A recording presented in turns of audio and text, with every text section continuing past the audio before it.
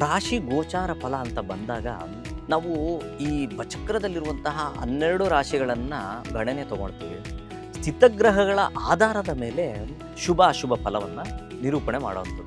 ರವಿ ಬುಧರ ಸಂಚಾರ ಕರ್ಕ ರಾಶಿಯಲ್ಲಿದೆ, ಕೇತುವಿನ ಸಂಚಾರ ಸಿಂಹದಲ್ಲಿದೆ. ಸಾಧಾರಣವಾದಂತಹ ಶುಭ ಫಲವನ್ನು ಕೊಡುವಂಥ ಸಾಧ್ಯತೆಗಳು ಹೆಚ್ಚಾಗಿದೆ. ಇನ್ನು ಪ್ರತಿ ಬಾರಿ ಯಾವುದೇ ಒಂದು ಹಬ್ಬ ಇರಲಿ ಅಥವಾ ಯಾವುದೋ ಒಂದು ಚೇಂಜಸ್ ಆದಾಗ್ಲೂ ಅದು ರಾಶಿಗಳ ಮೇಲೆ ಬಹಳಷ್ಟು ಪರಿಣಾಮ ಬೀಳುತ್ತೆ. ಈ ದ್ವಾದಶ ರಾಶಿಗಳ ಮೇಲೆ ವರಮಹಾಲಕ್ಷ್ಮಿ ಹಬ್ಬ ಯಾವ ರೀತಿಯ ಒಂದು ಪರಿಣಾಮವನ್ನು ಬೀರಲಿದೆ ಅಂತ ಗುರುಜಿ? ನೋಡಿ, ಪ್ರಮುಖವಾಗಿ ರಾಶಿ ಗೋಚಾರ ಫಲ ಅಂತ ಬಂದಾಗ ನಾವು ಈ ಚಕ್ರದಲ್ಲಿರುವಂತಹ 12 ರಾಶಿಗಳನ್ನು ಗಣನೆ ತಗೊಳ್ತೀವಿ. ತದನಂತರ ಸ್ಥಿತಗ್ರಹಗಳನ್ನು ಸಹ ತಗೊತೀವಿ. ಸ್ಥಿತಗ್ರಹಗಳ ಆಧಾರದ ಮೇಲೆ ನಾವು ರಾಶಿಯ ಒಂದು ಶುಭ ಅಶುಭ ಫಲವನ್ನು ನಿರೂಪಣೆ ಮಾಡುವಂಥದ್ದು. ಈಗ ನಾವು ಜನರಲ್ಲಾಗಿ ಈಗ ಒಂದು ವಿದ್ಯುನ್ಮಾನದಲ್ಲಿ ಶುಕ್ರ ಮತ್ತು ಗುರುವಿನ ಸಂಚಾರ ಮಿಥುನ ರಾಶಿಯಲ್ಲಿದೆ, ರವಿ ಬುಧರ ಸಂಚಾರ ಕರ್ಕ ರಾಶಿಯಲ್ಲಿದೆ, ಕೇತುವಿನ ಸಂಚಾರ ಸಿಂಹದಲ್ಲಿದೆ, ಕುಜರ ಸಂಚಾರ ಬಂದು ಕನ್ಯದಲ್ಲಿದೆ. ಅದೇ ರೀತಿ ಇವತ್ತಿನ ಆಧಾರದ ಮೇಲೆ ಚಂದ್ರನ ಸಂಚಾರ ಮಕರದಲ್ಲಿದೆ. ನಂತರ ಕುಂಭದಲ್ಲಿ ರಾಹು, ಮೀನದಲ್ಲಿ ಶನಿಯ ಸಂಚಾರ ಮಾಡ್ತಾ ಇದ್ದಾರೆ ಶನಿ ಮಹಾತ್ಮರು. ಇದರ ಒಂದು ಆಧಾರವನ್ನು ನೋಡಿದಾಗ ಮೇಷರಾಶಿಯವರಿಗೆ ಸಾಧಾರಣವಾದಂತಹ ಶುಭ ಫಲವನ್ನು ಕೊಡುವಂಥ ಸಾಧ್ಯತೆಗಳು ಹೆಚ್ಚಾಗುತ್ತೆ. ಅತಿ ಹೆಚ್ಚು ಅಲ್ಲ, ಅತಿ ಕಮ್ಮಿಯೂ ಅಲ್ಲ, ಸಾಧಾರಣವಾಗಿ ಜೀವನವನ್ನು ಸಾಗಿಸುವಂಥ ಸಾಧ್ಯತೆಗಳು ಹೆಚ್ಚಾಗಿರ್ತದೆ. ಅದೇ ರೀತಿ ಆರೋಗ್ಯದ ಬಗ್ಗೆ ಸ್ವಲ್ಪ ಈ ತಲೆಗೆ ಸಂಬಂಧಪಟ್ಟಿರುವಂಥ ನೋವುಗಳು, ಸಣ್ಣ ಪುಟ್ಟ ನೋವುಗಳು ಬರುವಂಥದ್ದು, ಈ ರೀತಿಯಾದಂಥ ವ್ಯವಸ್ಥೆ ಇರ್ತದೆ. ಅದೇನು ದೊಡ್ಡ ವಿಚಾರ ಅಲ್ಲ, ಆದರೆ ಮಿಶ್ರದಾಯಕವಾದಂಥ ಫಲವನ್ನು ಅನುಭವಿಸ್ತಾರೆ ಮೇಷರಾಶಿಯವರು. ಇನ್ನು ವೃಷಭ ರಾಶಿಯವರು ತೆಗೆದುಕೊಂಡ್ರೆ ರಾಶ್ಯಾಧಿಪತಿ ಇದ್ದಂಥ ಶುಕ್ರ ದ್ವಿತೀಯ ಸ್ಥಾನ ಅಂದರೆ ವಾಗ್ಧನ ಕುಟುಂಬ ಸ್ಥಾನ ಸ್ಥಿತನಾಗಿದ್ದಾನೆ. ಏನೋ ಒಂದು ರೀತಿಯಾದಂತಹ ಯಾವುದೋ ಆಸ್ತಿ ವಿಚಾರ ಆಗಿರ್ಬೋದು, ಯಾವುದೋ ಹಣಕಾಸಿನ ವಿಚಾರ ಆಗಿರ್ಬೋದು, ಯಾವುದೋ ಖರೀದಿಯ ವಿಚಾರ ಆಗಿರ್ಬೋದು, ಅಥವಾ ಮನೆಯ ವಿಚಾರ, ಇದರಲ್ಲಿ ಸ್ವಲ್ಪ ಕಾಳಜಿಯನ್ನು ವಹಿಸುವಂಥದ್ದು ಜಾಸ್ತಿ. ಆ ಕಾರಣದಿಂದ ಉತ್ತರ ಅಭಿವೃದ್ಧಿಯನ್ನು ಸಹ ಕಾಣ್ತಾರೆ ಅಂತ ಹೇಳ್ತದೆ ಶಾಸ್ತ್ರ. ಇವ್ರಿಗೆ ಒಂದು ರೀತಿಯಾದಂಥ 80% ಶುಭ ಫಲಗಳನ್ನು ಇವರು ಕಾಣುವಂಥ ಸಾಧ್ಯತೆ ಇರ್ತದೆ. ಆದರೆ ಪ್ರಮುಖವಾಗಿ ತೃತೀಯ ಸ್ಥಾನದಲ್ಲಿ ಬುಧ ಮತ್ತು ರವಿಯ ಸಂಚಾರ ಮಾಡಬೇಕಾದ್ರೆ ಸ್ವಲ್ಪ ಬುದ್ಧಿವಂತಿಕೆಯಿಂದ ಕೆಲಸವನ್ನು ಮಾಡಿದ್ರೆ ಒಳ್ಳೆಯದು, ಇಲ್ಲ ಅಂದರೆ ಎಡುವಂಥ ಸಾಧ್ಯತೆ ಇರ್ತದೆ ಅಂತ ಹೇಳ್ತದೆ. ಇನ್ನು ಮಿಥುನ ರಾಶಿಗೆ ಬಂದಾಗ ರಾಶಿಯಲ್ಲಿ ಗುರು ಶುಕ್ರರ ಸಂಯೋಗ ಇರ್ತದೆ. ಒಂದು ಒಳ್ಳೆಯ ಯೋಗವನ್ನು ಮಾರ್ಪಾಡಾಗಿರ್ತದೆ. ಅಭಿವೃದ್ಧಿಯ ಹಾದಿಗಾಗಿ ಹುಡುಕ್ತಾ ಇರ್ತಾರೆ ಅಂತ ಹೇಳ್ತೀವಿ. ಸಾಕಷ್ಟು ಅಭಿವೃದ್ಧಿಯ ಹಾದಿಯನ್ನು ಹುಡುಕ್ತಿರ್ತೀವಿ. ಅದರೊಟ್ಟಿಗೆ ದಶಮ ಸ್ಥಾನದಲ್ಲಿ ಶನಿ ಮಹಾತ್ಮರ ಸ್ಥಿತಿ. ಯಾವಾಗ ಕರ್ಮಸ್ಥಾನದಲ್ಲಿ ಕರ್ಮಾಧಿಪತಿಯಾದಂಥ ಶನಿಸಿತನಾಗಿರ್ತಾನೋ ಆಗ ಸ್ವಲ್ಪ ನಿಮ್ಮ ಕೆಲಸದಲ್ಲಿ ಪ್ರಾಮಾಣಿಕತೆ ಇಲ್ಲದೆ ಹೋದರೆ ಸಮಸ್ಯೆಗಳನ್ನು ಅನುಭವಿಸ್ತೀರ. ಆ ಕಾರಣದಿಂದ ನೀವು ಸಹ ಸ್ವಲ್ಪ ಅಲರ್ಟಾಗಿ ಜೀವನ ಮಾಡಿದ್ರೆ ತುಂಬ ಒಳ್ಳೆಯದು. ಇನ್ನು ಕರ್ಕ ರಾಶಿಯಲ್ಲಿ ಜನನವಾಗಿ ಸಪ್ತಮ ಸ್ಥಾನದಲ್ಲಿ ಚಂದ್ರಸ್ಥಿತನಾಗಿದ್ದಾನೆ. ಬೇರೆಯವ್ರ ಬಗ್ಗೆ ಚಿಂತೆ ಮಾಡೋದು ಬಿಟ್ಬಿಡಿ, ನಿಮ್ಮ ಬಗ್ಗೆ ನೀವು ಚಿಂತೆ ಮಾಡಿದ್ರೆ ತುಂಬ ಒಳ್ಳೆಯದು. ಕರ್ಕ ರಾಶಿಯವರು ಆ ರೀತಿ ಚಿಂತೆಯನ್ನು ಮಾಡ್ತಾ ಹೋದರೆ ಅಭಿವೃದ್ಧಿಯದ್ದು ಉತ್ತರ ಕಾಣುವಂಥ ಸಾಧ್ಯತೆ ಇರ್ತದೆ. ಮಾತಿನ ವಿಚಾರದಲ್ಲಿ ದಿಢೀರನ್ನೇ ಮಾತಾಡುವಂಥದ್ದು ಬೇಡ, ಆತುರ ಸ್ವಭಾವ ಬೇಡ. ಯಾಕಂದರೆ ಚರರಾಶಿ, ಆ ಕಾರಣದಿಂದ ಸ್ವಲ್ಪ ಸಮಾಧಾನದಿಂದ ಜೀವನವನ್ನು ಸಾಗಿಸಿದ್ರೆ ತುಂಬ ಒಳ್ಳೆಯದು. ಇನ್ನು ತದನಂತರ ಸಿಂಹರಾಶಿಯ ಅಧಿಪತಿಯಾದಂತಹ ರವಿಯು ವ್ಯಯಸ್ಥಾನದಲ್ಲಿ ಸ್ಥಿತನಾಗಿದ್ದಾನೆ. ವ್ಯಯಸ್ಥಾನ ಸ್ಥಿತನ ಸ್ವಲ್ಪ ಬ್ಯಾಕ್ ಪೇಯ್ನ್ ಬರುವಂಥ ಸಾಧ್ಯತೆಗಳಿರ್ತದೆ, ಜೊತೆಗೆ ತಲೆನೋವು ಬರುವಂಥ ಸಾಧ್ಯತೆಗಳಿರ್ತದೆ. ಇದನ್ನು ಹೊರತುಪಡಿಸಿದ್ರೆ ಮಿಕ್ಕೆಲ್ಲ ವಿಚಾರದಲ್ಲೂ ಶುಭ ಫಲಗಳನ್ನು ಖಂಡಿತ ಇವರು ಕಾಣ್ತಾರೆ. ಅಷ್ಟಮ ಶನಿಯ ಪ್ರಭಾವದಿಂದ ಸ್ವಲ್ಪ ಪೀಡಿತರಾಗಿರ್ತಾರೆ. ಹನುಮಂತನ ಸ್ಮರಣೆ ಮಾಡಿದ್ರೆ ತುಂಬ ಒಳ್ಳೆಯದು.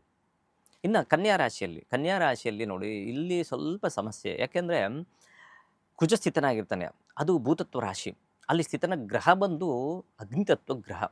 ಸಪ್ತಮ ಸ್ಥಾನದಲ್ಲಿ ಯಾವಾಗ ಈ ವಾಯುತತ್ವ ಗ್ರಹ ಸ್ಥಿತರಾದಾಗ ಆರೋಗ್ಯದಲ್ಲಿ ಸ್ವಲ್ಪ ವ್ಯತ್ಯಾಸ, ಅದೊಂದೇ ಅಲ್ಲದೆ ಪ್ರಕೃತಿಯಲ್ಲೂ ಸಹ ವ್ಯತ್ಯಾಸಗಳು ಕಾಣುವಂಥ ವಿಚಾರಗಳನ್ನು ನಾವು ಕಾಣ್ಬೋದು. ಹೀಗಿದ್ದಾಗ ನೀವು ಆತುರ ಸ್ವಭಾವ ಕಮ್ಮಿ ಮಾಡಬೇಕು. ಬೈಕ್ ಓಡಿಸೋದು, ಕಾರ್ ಓಡಿಸೋದು, ಅಥವಾ ಅಡುಗೆ ಮನೆಯಲ್ಲಿ ಯಾವುದೋ ಹೆಣ್ಮಕ್ಳು ತರಕಾರಿ ಹಚ್ಚುವಂಥ ಸಂದರ್ಭದಲ್ಲಾಗಿರೋದು, ಬೆಂಕಿ ಹಚ್ಚೋ ಸ್ವಲ್ಪ ಹುಷಾರಾಗಿದ್ರೆ ಒಳ್ಳೆಯದು. ಇನ್ನು ಮೆಕ್ಕೆಗೆ ಎಲ್ಲ ವಿಚಾರದಲ್ಲೂ ಸಾಧಾರಣವಂಥ ಶುಭ ಫಲಗಳನ್ನು ಖಂಡಿತ ಕಾಣ್ತೀರಾ. ತುಲಾರಾಶಿಗೆ ಅದ್ಭುತವಾದಂತಹ ವಿಚಾರ, ಹಣಕಾಸು ವಿಚಾರದಲ್ಲಿ ಸುಧಾರಣೆಯನ್ನು ಕಾಣ್ತೀರಾ. ಆರೋಗ್ಯದಲ್ಲಿ ಸ್ವಲ್ಪ ಕಾಲಿಗೆ ಸಂಬಂಧಪಟ್ಟಂಥ ಪೆಟ್ಟನ್ನು ಕಾಣುವಂಥ ಸಾಧ್ಯತೆ ಇರ್ತದೆ. ಇದನ್ನು ಹೊರತುಪಡಿಸಿದರೆ ಓದುವಂಥ ಮಕ್ಕಳಿಗಾಗಿರ್ಬೋದು, ಹೆಂಗಸರಿಗಾಗಿರ್ಬೋದು ಉತ್ತರ ಅಭಿವೃದ್ಧಿ ಎಲ್ಲ ವಿಚಾರದಲ್ಲೂ ಶುಭ ಫಲಗಳನ್ನು ನೀವು ಖಂಡಿತ ಕಾಣ್ತಾರೆ.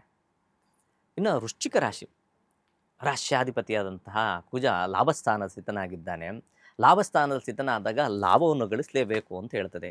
ಲಾಭವನ್ನು ಗಳಿಸೋಕ್ಕೋಸ್ಕರ ಹೋರಾಟ. ಯಾಕೆಂದರೆ ಗುರು ಬಲ ಇಲ್ಲ. ನಷ್ಟಮ ಸ್ಥಾನದಲ್ಲಿ ಗುರುವಿನ ಸಂಚಾರ. ನಷ್ಟವಾಗ್ತಾ ಇರ್ತದೆ, ಅದರ ಲಾಭಕ್ಕೆ ಓಡಾಡ್ತಿರ್ತೀರ. ಆ ಕಾರಣದಿಂದ ಸ್ವಲ್ಪ ರಿಯಲ್ ಎಸ್ಟೇಟ್ ಅವ್ರಿಗೆ ಸ್ವಲ್ಪ ಗೊಂದಲದ ವಾತಾವರಣ ಇರ್ತದೆ. ಅದನ್ನು ಬಿಟ್ಟರೆ ಮಿಕ್ಕೆಲ್ಲ ವಿಚಾರದಲ್ಲೂ ಸಾಧಾರಣವಾದಂಥ ಶುಭಫಲಗಳನ್ನು ಇವರು ಖಂಡಿತ ಕಾಣ್ತಾರೆ. ತದನಂತರ ಬರುವಂಥದ್ದು ಧನುಸ್ ರಾಶಿ. ಧನುರಾಶಿ ಆದಂತಹ ಅಧಿಪತಿ ಸಮಸಪ್ತಮ ಸ್ಥಾನದಲ್ಲಿ ಕೂತ್ಕೊಂಡಿದ್ದೇನೆ. ಮದುವೆ ವಿಚಾರಕ್ಕೆ ಸಾಕಷ್ಟು ಜನರು ಯೋಚನೆ ಮಾಡ್ತಾ ಇರ್ತೀರ, ಅಥವಾ ಮನೆ ಖರೀದಿಗೆ, ಸೈಟ್ ಖರೀದಿಗೆ, ಈ ವಿಚಾರಗಳಲ್ಲಿ ಸಾಕಷ್ಟು ಯೋಚನೆ. ಯಾಕೆ ಎಲ್ಲ ಹೇಳಿರ್ತಾರೆ, ಯಾರೇ ಆಗಲಿ ಕೇಳಿದಾಗ ನಾನು ಗುರುಬಲ ಇದೆಯಂತೆ ಈ ವರ್ಷ ಮದುವೆ ಆಗುತ್ತದೆ, ಗುರುಬಲ ಇದೆಯಂತೆ ಮನೆ ಕಟ್ತೀನಂತೆ, ಈ ರೀತಿಯಾದಂಥ ಸಾಕಷ್ಟು ಇರ್ತದೆ. ಅದೇ ರೀತಿ ಖಂಡಿತ ಶುಭಫಲಗಳು ಇರ್ತವೆ. ಆದರೆ ಈ ಕುಜನ ದೃಷ್ಟಿ, ಚತುರ್ಥ ದೃಷ್ಟಿ ಬಂದಿದೆ. ಅದರ ಜೊತೆಗೆ ದಶಮ ದೃಷ್ಟಿ, ಶನಿ ಮಹಾತ್ಮರ ಒಂದು ದೃಷ್ಟಿ ಬಿದ್ದಿದೆ. ಜೊತೆಗೆ ಕೇತುವಿನ ಒಂದು ದೃಷ್ಟಿಯೂ ಸಹ ಬಿದ್ದಿರೋದ್ರಿಂದ ನೀವು ಯಾರ ಹತ್ರನಾದರೂ ವ್ಯವಹರಿಸಬೇಕು, ಹಣಕಾಸಿನ ವಿಚಾರದಲ್ಲಿ ವ್ಯವಹರಿಸಬೇಕು ಅಂದರೆ ಧನುಸ್ ರಾಶಿಯವರು ಸ್ವಲ್ಪ ಯೋಚಿಸಿ ವ್ಯವಹರಿಸಿದ್ರೆ ತುಂಬ ಒಳ್ಳೆಯದು. ಇಲ್ಲ ಆದರೆ ಹಣಕಾಸಿನ ವಿಚಾರ ಕಳ್ಕೊಳ್ಳೋವಂಥ ಸಾಧ್ಯತೆ ಇರ್ತದೆ. ಈಗ ಯಾವುದೋ ಒಂದು ಸೈಟಿಗೆ ದುಡ್ಡು ಕೊಟ್ಟು ಕಳ್ಕೊಬೋದು, ಮನೆಗೆ, ಆ ಥರದ್ದು ವಿಷಯ ಸ್ವಲ್ಪ ಹುಷಾರಾಗಿದ್ದು ಒಳ್ಳೆಯದು. ಮಿಕ್ಕೆಲ್ಲ ವಿಚಾರದಲ್ಲೂ ಸಾಧಾರಣಂಥ ಶುಭ ಫಲಗಳನ್ನು ಕಾಣ್ತೇವೆ.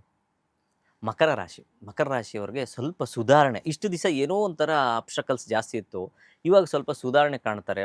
ಸ್ವಲ್ಪ ಅಭಿವೃದ್ಧಿಯ ಹಾದಿ ಕಾಣುವಂಥದ್ದು, ಮಾನಸಿಕವಾಗಿ ನೆಮ್ಮದಿಯನ್ನು ಕಾಣುವಂಥದ್ದು, ಉತ್ತರೋತ್ತರ ಅಭಿವೃದ್ಧಿ, ಈ ರೀತಿಯಂಥ ಬೆಳಕಿನ ಹಾದಿಯನ್ನು ಕಾಣುವಂಥದ್ದು. ಸ್ವಲ್ಪ ಅವ್ರಿಗೂ ಸಹ ಒಂದು 80% ಶುಭ ಫಲಗಳನ್ನು ಕಾಣ್ತೀರಾ. ಗುರುಬಲ ಇಲ್ಲದೆ ಕಾರಣದಿಂದ ಗುರುವಿನ ಆರಾಧನೆ ಮಾಡೋದೇ ತುಂಬ ಒಳ್ಳೆಯದು. ಇನ್ನು ಕುಂಭರಾಶಿ. ಕುಂಭರಾಶಿಯಲ್ಲಿ ಜನನವಾಗಿರೋರಿಗೆ ನೋಡಿ, ಸಪ್ತಮದಲ್ಲಿ ಕೇತುವಿನ ಸಂಚಾರ, ಪಂಚಮ ಗುರು ಪುಣ್ಯವನ್ನು ಕೊಡ್ತಾನೆ. ಪಂಚಮಂ ಪೂರ್ವ ಪುಣ್ಯ ಸ್ಥಾನಂ ಅಂತ ಹೇಳ್ತೀವಿ. ಆ ಕಾರಣದಿಂದ ಏನು ಕಳ್ಕೊಂಡಿರ್ತೀರೋ ಪಡ್ಕೊಳ್ಳುವಂತಹ ದಿನಗಳನ್ನು ನೀವು ಖಂಡಿತ ಕಾಣ್ಬೋದು. ಉತ್ತರೋತ್ತರ ಅಭಿವೃದ್ಧಿನೂ ಸಹ ಕಾಣ್ಬೋದು. ಎಲ್ಲ ವಿಚಾರದಲ್ಲೂ ಸಾಧಾರಣವಾದಂಥ ಶುಭ ಫಲಗಳನ್ನು ಕುಂಭರಾಶಿಯವರು ಸಹ ನೋಡ್ಬೋದು. ಇನ್ನು ಕೊನೆಯದಾಗಿ ಮೀನರಾಶಿ. ಮೀನರಾಶಿಯಲ್ಲಿ ಶನಿ ಮಹಾತ್ಮರು ಸಂಚಾರ, ಸಾಡೆ ಸಾತಿಯ ಪ್ರಭಾವ ಹೆಚ್ಚಾಗಿದೆ. ಜೊತೆಗೆ ಕುಜನ ದೃಷ್ಟಿಯೂ ಸಹ ಇದೆ.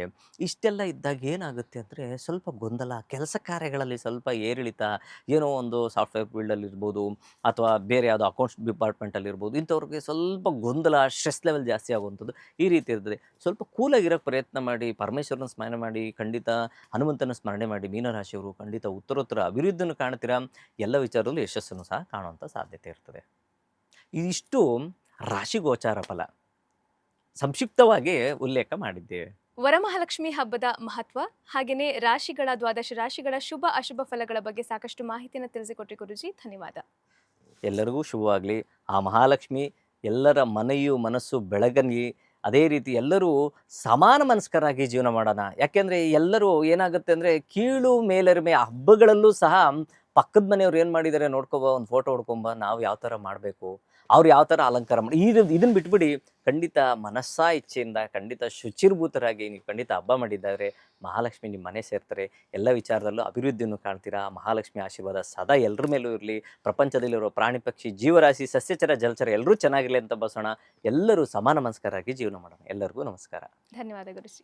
ವೀಕ್ಷಕರೇ, ಇದಾಗಿತ್ತು ಈ ಹೊತ್ತಿನ ವಿಶೇಷ. ಇನ್ನಷ್ಟು ವಿಶೇಷ ಕಾರ್ಯಕ್ರಮಗಳಿಗಾಗಿ ನೋಡ್ತಾ ಇರಿ ಬಾಸ್ ಟಿವಿ ಕನ್ನಡ. ಲೇಟೆಸ್ಟ್ ಹಾಗೂ ಇಂಟ್ರೆಸ್ಟಿಂಗ್ ಸುದ್ದಿಗಳಿಗಾಗಿ ಬಾಸ್ ಟಿವಿ ಕನ್ನಡ ಚಾನೆಲ್ನ ಸಬ್ಸ್ಕ್ರೈಬ್ ಮಾಡಿ. ಹಾಗೆಯೇ ಬೆಲ್ ಐಕಾನ್ ಪ್ರೆಸ್ ಮಾಡಿ. ಇದರ ಜೊತೆಗೆ ಫೇಸ್ಬುಕ್, ಇನ್ಸ್ಟಾಗ್ರಾಮ್, ಎಕ್ಸ್ನಲ್ಲೂ ಮಿಸ್ ಮಾಡದೆ ಫಾಲೋ ಮಾಡಿ.